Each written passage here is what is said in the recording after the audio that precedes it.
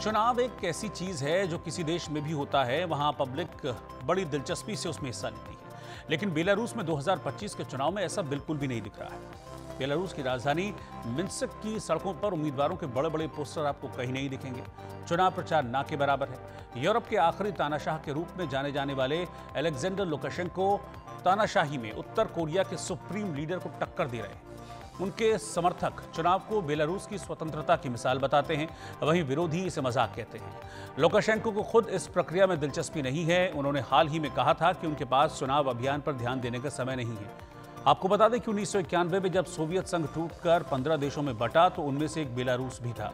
Alexander Lukashenko एकमात्र Soviet सांसद थे जो अपने देश की आज़ादी का विरोध कर रहे थे।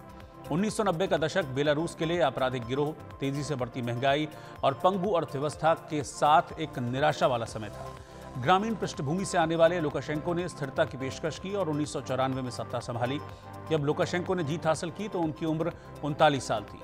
2009 में एक रूसी अखबार से बातचीत में लुकाशेंको ने उस समय का जिक्र करते हुए कहा कि तब हर कारखाना बंद हो रहा था, दुकानों के शेल्फ खाली थे और सड़कों पर लोग प्रदर्शन कर रहे थे। शुरुआत में उनकी लोकप्रियता ने आसमान छुआ, लेकिन कई वादे अधूरे रह गए। 21वीं सदी की शुरुआत में पुतिन को एक पश्चिमी समर्थक नेता के रूप में देखा जाता था। वहीं लुकाशेंको तब पश्चिमी देशों के प्रतिबंधों का सामना कर रहे थे। कहा जाता है कि लुकाशेंको की आलोचना करने वालों को पीटा जाता था या उन्हें गिरफ्तार कर लिया जाता था। कुछ को जेल भी भेजा गया, कुछ ने देश छोड़ दिया तो कुछ का अस्तित्व खत्म हो गया।